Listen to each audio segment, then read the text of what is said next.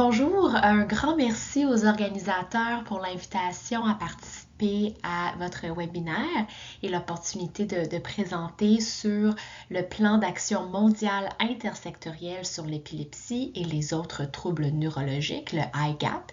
Cette présentation donnera un survol sur les objectifs et aussi la mise en œuvre du IGAP. Je tiens aussi à remercier des collègues au Brain Health Unit pour leur aide avec le développement de cette présentation. Comme vous l'entendrez, c'est une période prometteuse dans le domaine de la santé du cerveau et de la neurologie. La présentation est divisée en 3 parties. La première partie de la présentation se centrera sur comment le IGAP ou le plan d'action mondial intersectoriel sur l'épilepsie et les autres troubles neurologiques a été développé et aussi adopté. La deuxième partie de la présentation discutera de la vision et des buts du IGAP et ce d'une perspective de la santé publique, incluant pour l'épilepsie. Enfin, la troisième partie de la présentation discutera de la mise en œuvre du IGAP et des outils et des ressources disponibles pour promouvoir cette mise en œuvre. Allons-y avec la première partie de la présentation. Donc, pourquoi le IGAP, comment il a été développé et aussi adopté. Les troubles neurologiques sont des conditions du système nerveux qui incluent les troubles neuro-infectieux, les troubles neuro-immunologiques, les traumatismes cérébraux et les lésions de la moelle épinière, l'épilepsie, les céphalées incluant les migraines, les maladies neurodégénératives, les maladies cérébrovasculaires incluant les AVC et les troubles neurodéveloppementaux. Dans la population adulte, les troubles du système nerveux sont la principale cause de perte d'années de vie ajustée sur l'incapacité ou les DALI et la deuxième cause de décès dans le monde avec 9 millions de décès par an. Le fardeau associé avec les troubles neurologiques est confronté à de profondes inéquités. Spécifiquement, la plupart des décès et la majorité du fardeau associés avec des troubles neurologiques sont dans les pays à revenus faibles et intermédiaires. Il y a aussi des enjeux quant aux ressources pour faire face aux troubles neurologiques. L'accès aux services et soutiens, incluant aux médicaments essentiels et abordables pour les troubles neurologiques, est insuffisant, surtout dans les pays à revenus faibles et intermédiaires. Seulement 1 sur 4 personnes vivant avec l'épilepsie à l'échelle internationale reçoit un traitement et 45% des pays n'ont pas accès à au moins un médicament antiépileptique au niveau des soins primaires. Il faut aussi noter que le nombre de professionnels de la santé spécialisés en santé neurologique est insuffisant et leur distribution est largement inéquitable. La main-d'œuvre médiane, définie comme le nombre total de neurologues pour adultes, de neurochirurgiens et de neurologues pour enfants dans les pays à revenus faibles et intermédiaires est de 0,1 pour 100 000 habitants versus 7,1 pour 100 000 habitants dans les pays à revenus élevés. De plus, aussi important à noter est dans ce contexte que le stigma et la stigmatisation envers les troubles neurologiques interfèrent avec la recherche d'aide. Il y a eu plusieurs initiatives qui visent à mieux comprendre du point de vue de la santé publique le fardeau, les défis, les besoins, les lacunes, les opportunités, ainsi que les réponses mondiales, nationales et régionales aux troubles neurologiques. Par exemple, en 2006, l'OMS a publié Neurological Disorders, Public Health Challenges. Ce document donne une perspective de santé publique pour les troubles neurologiques et présente des estimés et prédictions quant à ces troubles pour le fardeau global. De plus, le document présente des informations sur les troubles neurologiques pour les décideurs. L'OMS a plusieurs initiatives importantes dans le domaine des neurosciences cliniques conçues pour promouvoir la collaboration internationale, renforcer les capacités de recherche et surtout développer des programmes au profit des communautés du monde entier touchées par les troubles neurologiques. Parmi eux se trouve le projet Atlas, une série de publications qui comprend différentes conditions telles que les troubles neurologiques plus largement et certains sujets neurologiques plus spécifiques. Il y a eu aussi des documents en lien avec les réponses de santé publique, en lien avec l'épilepsie et la démence, comme vous voyez sur l'écran. Considérant l'importance des troubles neurologiques en tant que priorité de santé publique, en novembre 2020, la 73e Assemblée mondiale de la santé a adopté la résolution WHA 73.10 sur les actions à l'échelle internationale pour l'épilepsie et les autres troubles neurologiques, qui demandait au directeur général de l'OMS d'élaborer un plan d'action mondial intersectoriel sur l'épilepsie et les autres troubles neurologiques, le IGAP. Le plan d'action abordera les défis et les lacunes dans la prestation des soins et des services aux personnes vivant avec l'épilepsie et d'autres troubles neurologiques et assurera une réponse globale et coordonnée dans tous les secteurs. Le processus d'élaboration de l'IGAP a impliqué plusieurs étapes et de nombreuses consultations avec des parties prenantes. Ce processus s'est étendu de mars 2021 à mai 2022 lorsque le IGAP a été approuvé lors de la 75e Assemblée mondiale de la santé. Avant cette approbation, les étapes d'élaboration du IGAP impliquaient des consultations avec des parties prenantes, la publication des commentaires reçus sur le premier document de travail, l'élaboration d'une première version du IGAP qui a ensuite été rendue disponible pour des consultations en ligne et via des consultations virtuelles. Plus précisément, au vu des nombreuses consultations menées, il y a beaucoup de personnes à remercier qui nous ont aidés à atteindre ce point. Au cours de nos consultations, nous nous sommes entretenus avec des États membres lors de consultations régionales dans les 6 régions de l'OMS, des établissements universitaires, des sociétés professionnelles et la société civile, et nous avons parlé avec des personnes vivant avec des troubles neurologiques et leurs familles à l'échelle internationale. Des commentaires consolidés ont été intégrés dans le texte du plan à chaque étape du processus. Encore une fois, nous devons remercier ceux et celles qui se sont joints pour donner leur avis et qui nous ont mis en contact avec d'autres voulant partager leur point de vue avec nous. Vous pouvez voir certains des commentaires que nous avons reçus sur le processus de développement du projet. Par exemple, les personnes qui ont donné des opinions et des commentaires sur le projet IGAP et qui ont participé au processus ont mentionné, par exemple, nous devons nous encourager mutuellement. Ce document est incroyable à lire. Tant de travail a déjà été fait. J'ai hâte de voir comment le IGAP peut changer les choses. Passons maintenant à la deuxième partie de la présentation qui vise à discuter de la vision et des objectifs du IGAP.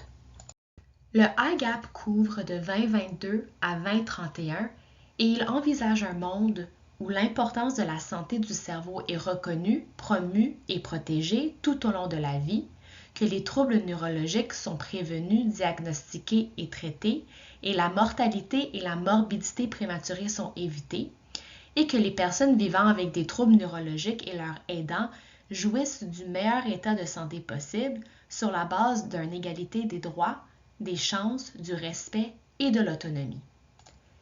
Les buts du IGAP sont de réduire la stigmatisation, les conséquences et la charge associées aux troubles neurologiques, y compris la mortalité, la morbidité et le handicap, et d'améliorer la qualité de vie des personnes vivant avec des troubles neurologiques, de leurs aidants et de leurs familles. De plus, le IGAP encourage que pour atteindre la vision et les buts, il convient de renforcer, autant que possible, la prévention, le traitement et la prise en charge de l'épilepsie et des autres troubles neurologiques en s'appuyant sur les points d'entrée et les synergies pour parvenir aux meilleurs résultats pour tous. Il y a 6 principes directeurs du IGAP. Premièrement, les soins de santé primaire et couverture sanitaire universelle centrée sur la personne. Ce principe directeur stipule que toutes les personnes vivant avec des troubles neurologiques et leurs familles doivent participer à et bénéficier d'un accès équitable, sans discrimination ou sans être exposées à un risque de difficultés financières, à un large éventail de services de promotion de la santé, de prévention, de diagnostic, de traitement, de réadaptation, de soins palliatifs et de services sociaux, ainsi qu'à des médicaments et d'autres produits de santé essentiels, efficaces, sûrs, économiquement abordables et de qualité. Un deuxième principe directeur est l'approche intégrée des soins tout au long de la vie.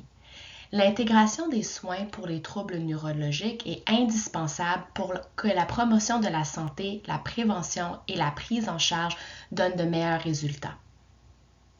Cela est particulièrement important, plusieurs troubles neurologiques pouvant survenir en même temps ou en association avec d'autres problèmes de santé qui sont souvent liés à des facteurs de risque communs évitables. La prise en charge des troubles neurologiques nécessite d'être alignée avec d'autres services et programmes existants. Un troisième principe directeur est les politiques et pratiques fondées sur les données probantes.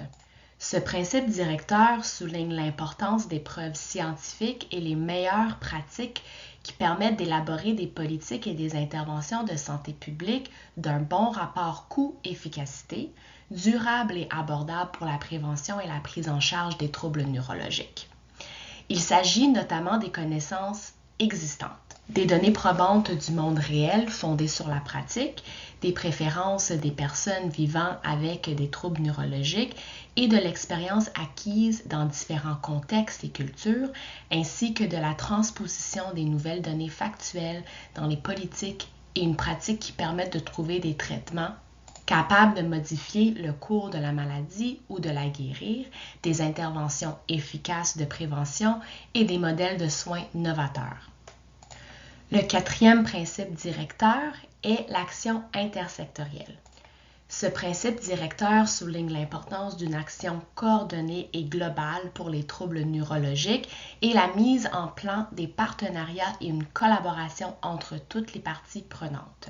La réalisation d'une telle collaboration nécessite une impulsion décisive au niveau gouvernemental, une délimitation claire des rôles et des responsabilités des différentes parties prenantes et des mécanismes de coordination innovants. Un cinquième principe directeur est l'autonomisation et la participation des personnes vivant avec des troubles neurologiques et de leurs aidants. Ce principe directeur vise à promouvoir et à protéger les besoins sociaux, économiques et éducatifs et les libertés des personnes et des familles touchées par les troubles neurologiques, ainsi que leur donner un degré de priorité élevé. Il faut, par des mécanismes de participation et de consultation, donner un réel pouvoir d'action aux personnes vivant avec des troubles neurologiques, à leurs aidants, aux organisations qui les représentent et aux populations locales dans la planification des soins et la prestation de services, ainsi que dans l'élaboration de politiques et de lois, l'exécution de programmes, les activités de plaidoyer, la recherche, le suivi et l'évaluation. Un sixième principe directeur est le genre, l'équité et les droits humains. L'intégration des questions de genre à l'échelle des systèmes dans tous les efforts déployés pour mener une action de santé publique contre les troubles neurologiques est essentielle à l'édification des sociétés équitables, saines et n'excluant personne. Pour respecter les droits des personnes vivant avec des troubles neurologiques et réduire la stigmatisation et la discrimination dont elles font l'objet, il est primordial que ces personnes et leurs aidants jouissent d'un accès universel à des interventions et qu'une attention prioritaire soit accordée aux groupes de population les plus vulnérables.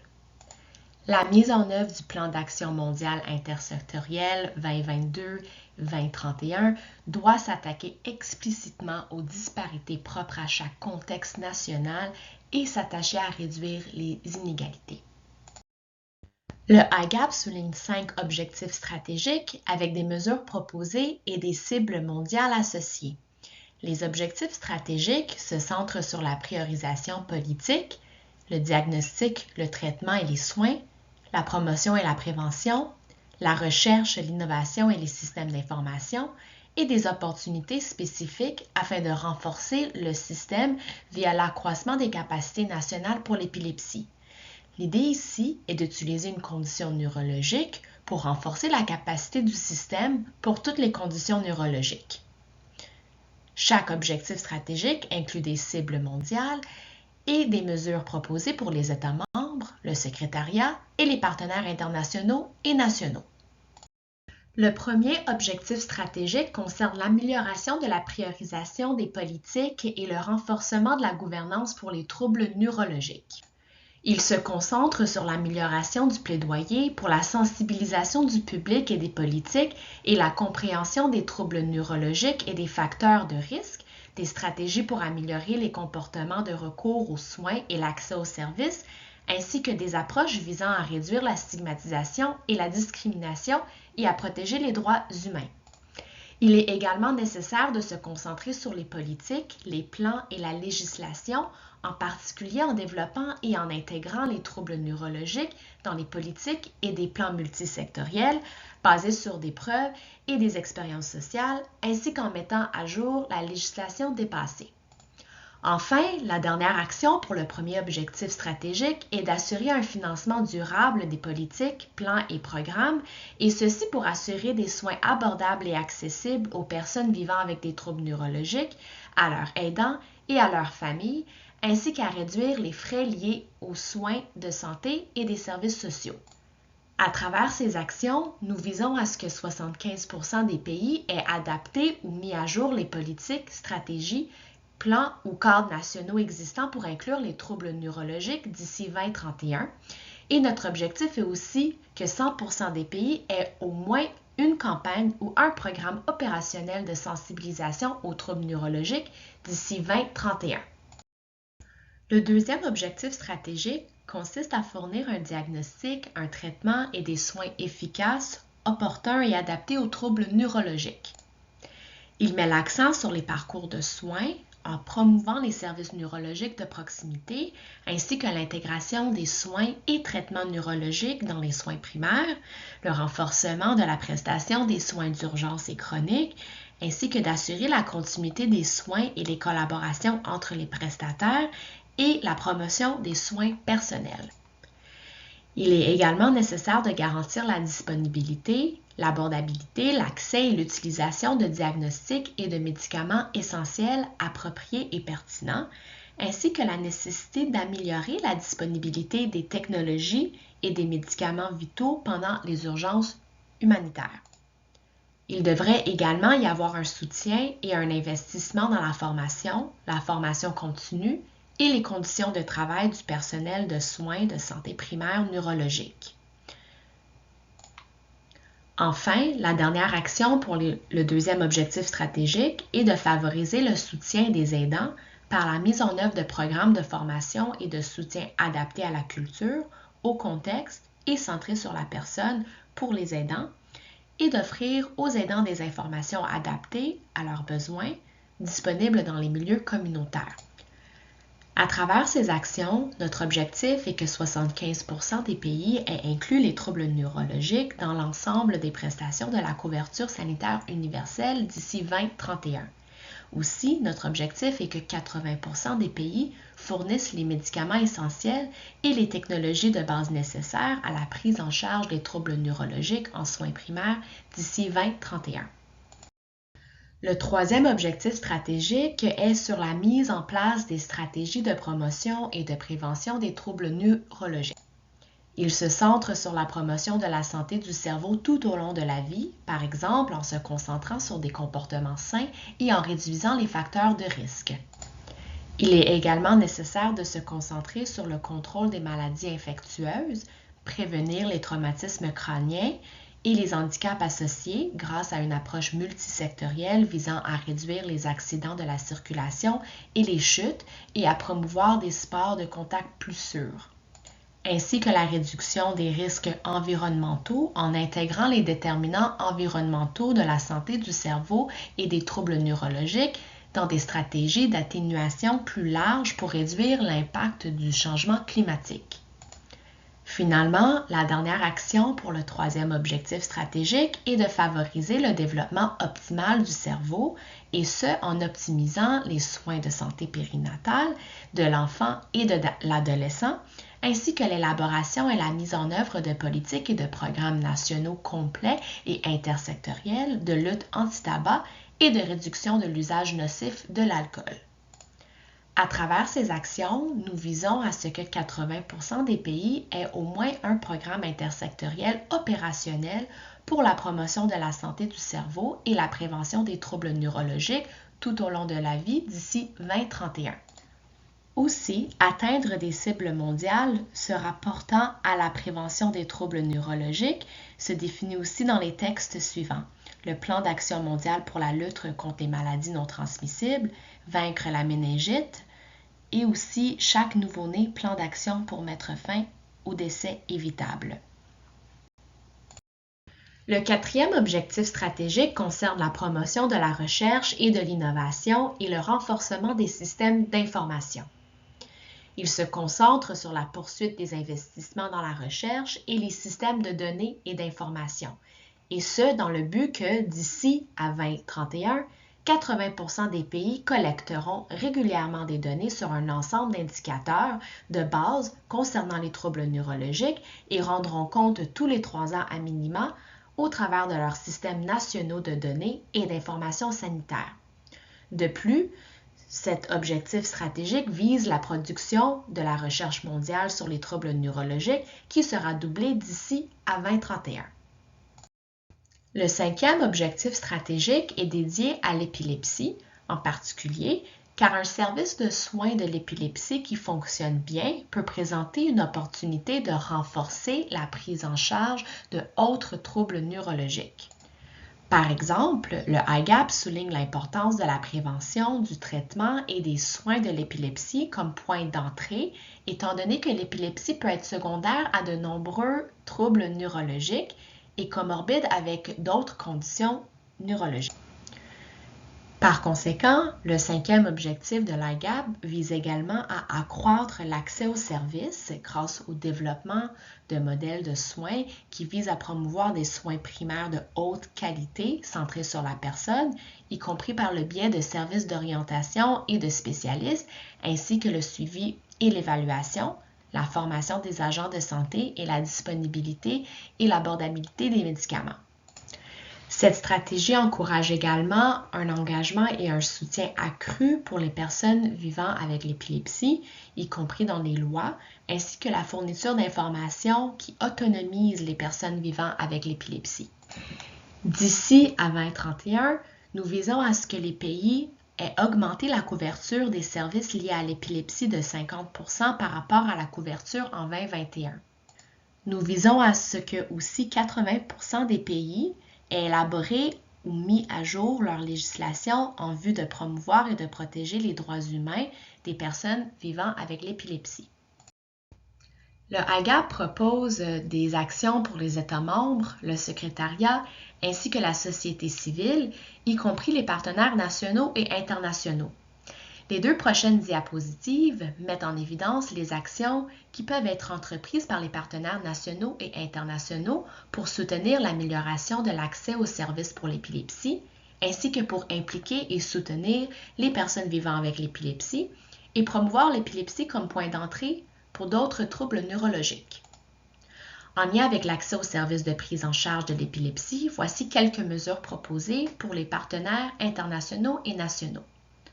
Premièrement, mettre en place des équipes communautaires pour soutenir les personnes vivant avec l'épilepsie, leurs familles et leurs aidants au sein de la collectivité et renforcer les mécanismes de dialogue entre les praticiens de médecine complémentaire et alternative tels que les guérisseurs. Deuxièmement, plaider en faveur de la disponibilité de médicaments anti-épileptiques à des prix abordables à tous les niveaux du système de soins de santé, en particulier dans les centres de soins primaires. Troisièmement, aider les personnes vivant avec l'épilepsie, leurs familles et leurs aidants à accéder aux services, par exemple en mettant en place des outils d'information et de formation faciles à utiliser et fondés sur des données probantes concernant l'épilepsie et les services y afférents, et ou en créant des sites web présentant des informations et des conseils au niveau local. Dernièrement, mener des travaux de recherche sur la mise en œuvre, notamment la diffusion des enseignements à retenir, afin d'accélérer la mise à échelle des stratégies efficaces pour renforcer les services liés à l'épilepsie. En lien avec la mobilisation des personnes vivant avec l'épilepsie et le soutien en leur faveur, voici quelques mesures proposées pour les partenaires internationaux et nationaux. Par exemple, premièrement, veillez à ce que les personnes vivant avec l'épilepsie prennent pleinement part aux activités de la collectivité et accroître leur autonomie afin de favoriser leur participation à la vie culturelle, sociale et civique. Deuxièmement, soutenir les activités de plaidoyer et d'éducation du public liées à l'épilepsie à l'intention des agents de santé communautaire, des responsables locaux, des personnes vivant avec l'épilepsie et de leurs familles, afin de corriger les idées fausses, de contrer les attitudes négatives envers les personnes vivant avec l'épilepsie et d'informer sur les gestes à accomplir pour aider une personne prise d'une crise convulsive. En lien avec l'épilepsie comme point d'entrée d'autres troubles neurologiques, voici quelques mesures proposées pour les partenaires internationaux et nationaux. Premièrement, activer les réseaux nationaux et faire pression sur les administrateurs, les responsables de l'élaboration des politiques et d'autres intervenants pour qu'ils intègrent les soins pour les comorbidités, c'est-à-dire les problèmes de santé physique et mentale, comme faisant partie intégrante des services de traitement et de prise en charge de l'épilepsie. Passons maintenant à la troisième partie de la présentation qui vise à discuter de la mise en œuvre du IGAP. Quelles sont donc les prochaines étapes et la voie à suivre? Transformer le plan d'action en action nécessite un budget dédié et des parties prenantes engagées. La mise en œuvre est la partie la plus difficile du processus politique. Il doit être construit sur les structures, les politiques et les programmes existants lorsqu'ils sont disponibles. L'approche intersectorielle exige que la santé du cerveau soit intégrée au plan et à la budgétisation du gouvernement.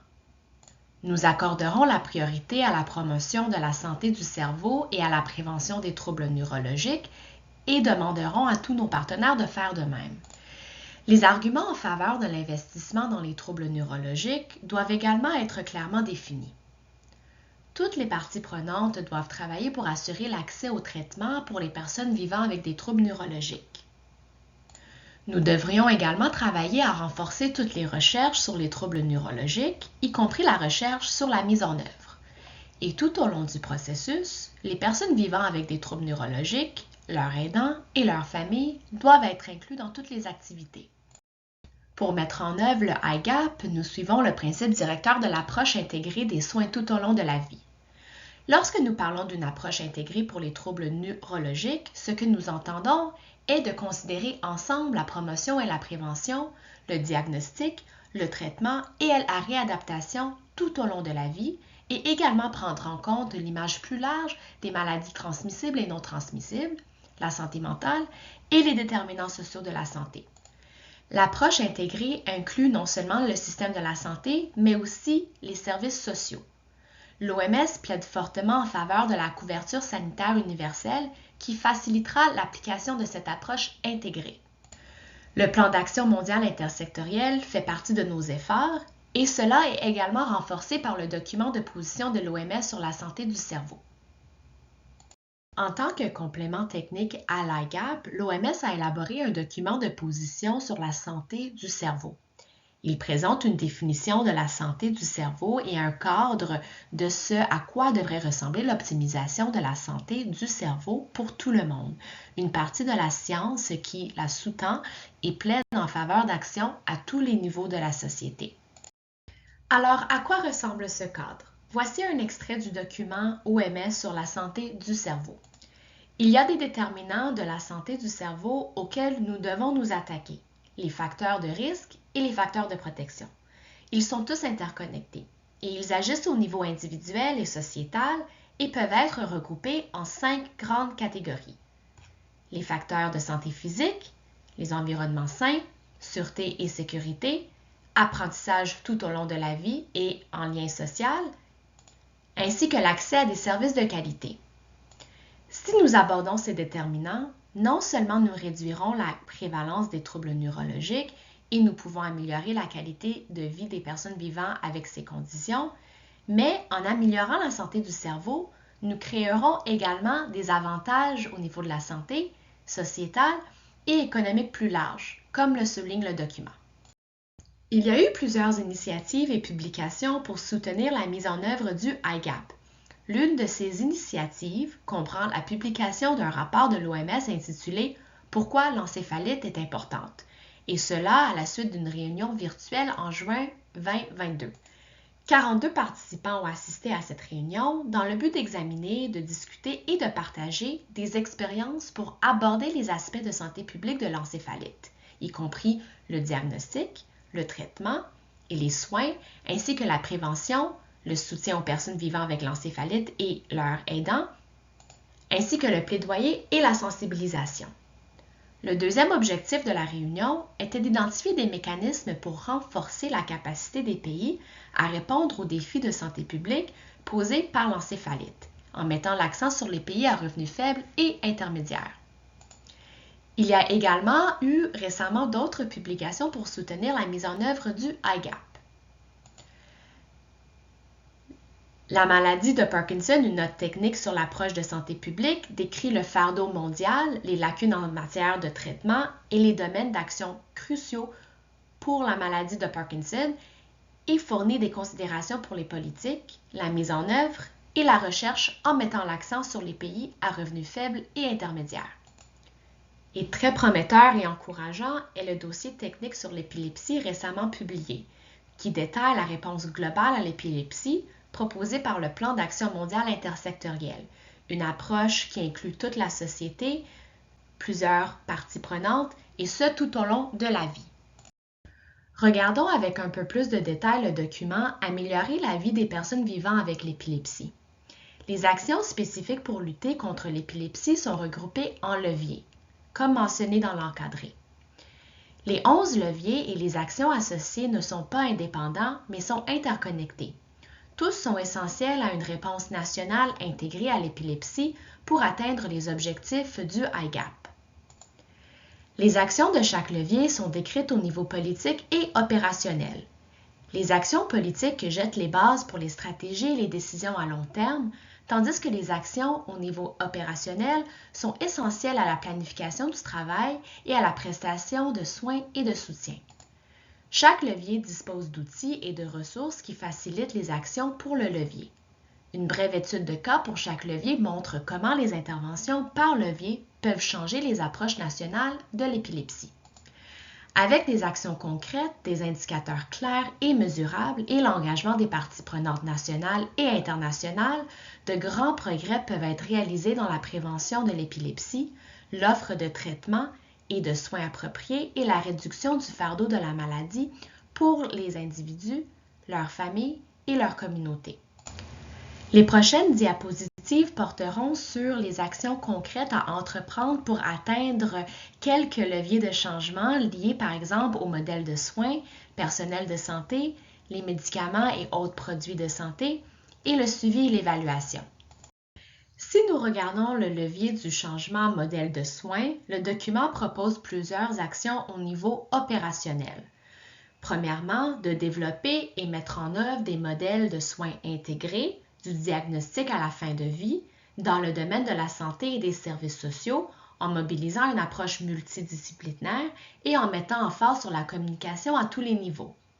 Deuxièmement, de développer des modèles de soins basés sur les données probantes qui incluent des références et rétroactions, ainsi que des mécanismes clairs d'accès aux services au-delà des soins primaires. Troisièmement, de développer et mettre en œuvre des programmes de formation afin d'adresser la stigmatisation et la discrimination à tous les niveaux des secteurs de santé et sociaux. Dernièrement, d'établir des lignes d'aide nationaux et des sites web avec de l'information accessible pour les soins auto-administrés, ainsi que pour la planification, l'accessibilité et l'organisation des soins et services d'épilepsie. Si nous regardons le levier de changement personnel de santé, le document propose plusieurs actions au niveau opérationnel. Premièrement, d'identifier les compétences pertinentes requises pour le diagnostic et la prise en charge de l'épilepsie et assurer son intégration dans les programmes de formation initiale et continue. Deuxièmement, d'enquêter et d'identifier les lacunes dans les connaissances et les attitudes des spécialistes et non spécialistes de santé. Troisièmement, Préparer et utiliser des modules de formation sur l'épilepsie pour divers cadres de santé avec leur participation, avec des modèles en cascade, une formation supplémentaire et en impliquant les personnes vivant avec l'épilepsie et les aidants dans la formation. Quatrièmement, former les travailleurs communautaires, les infirmiers, les sages-femmes, les travailleurs sociaux et les professeurs à reconnaître et à prendre en charge l'épilepsie. Et dernièrement, soutenir les programmes professionnels et de mentorat pour les professionnels de la santé en début de carrière, et ce dans le domaine de l'épilepsie. Si nous regardons le levier de changement médicaments et autres produits de santé, le document propose plusieurs actions au niveau opérationnel. Premièrement, assurer la disponibilité, l'accès et l'utilisation des médicaments antiépileptiques et des technologies de diagnostic appropriées, former les professionnels de la santé et les techniciens à leur utilisation et améliorer les infrastructures. Deuxièmement, fournir des conseils clairs sur l'utilisation des antiépileptiques ainsi que sur le traitement des troubles mentaux et physiques comorbides. Troisièmement, fournir des informations faciles à comprendre sur l'utilisation des médicaments antiépileptiques pour les personnes vivant avec l'épilepsie, y compris un étiquetage dans les langues locales pour encourager la mise à jour et l'observance du traitement. Dernièrement, assurer l'accès à une gamme d'interventions de santé, y compris des interventions non médicales, par exemple un traitement psychosocial pour accompagner le traitement médicamenteux. Si nous regardons le levier du changement suivi et évaluation, le document propose plusieurs actions au niveau opérationnel. Premièrement, de fournir une formation et un suivi continu au personnel de la santé en matière de suivi et d'évaluation avec des protocoles fiables pour la vérification et l'analyse des données. Deuxièmement, établir et mesurer des indicateurs significatifs de la qualité des services de santé et des soins pour l'épilepsie. Troisièmement, inclure les perspectives des personnes vivant avec l'épilepsie et de leurs familles dans tous les aspects liés au suivi et à l'évaluation. Quatrièmement, recueillir régulièrement des informations sur le diagnostic et la prise en charge de l'épilepsie. Et dernièrement, utiliser les résultats du suivi et de l'évaluation pour l'amélioration des services pour les personnes vivant avec l'épilepsie. Avant de passer à la prochaine étape du webinaire, nous vous invitons à penser à 2 questions en lien avec la mise en œuvre du IGAP. Premièrement, parmi les principales mesures proposées dans le IGAP, quelles sont celles qui, selon vous, sont déjà mises en œuvre dans votre organisation? Deuxièmement, après avoir écouté la présentation, quelles actions concrètes envisagez-vous pour faciliter une meilleure intégration du IGAP? Les réponses à ces questions peuvent être insérées directement via le lien web inclus sur la diapositive. Merci beaucoup pour votre participation et au plaisir de discuter. En vous remerciant pour votre écoute et au plaisir de répondre à vos questions. Merci.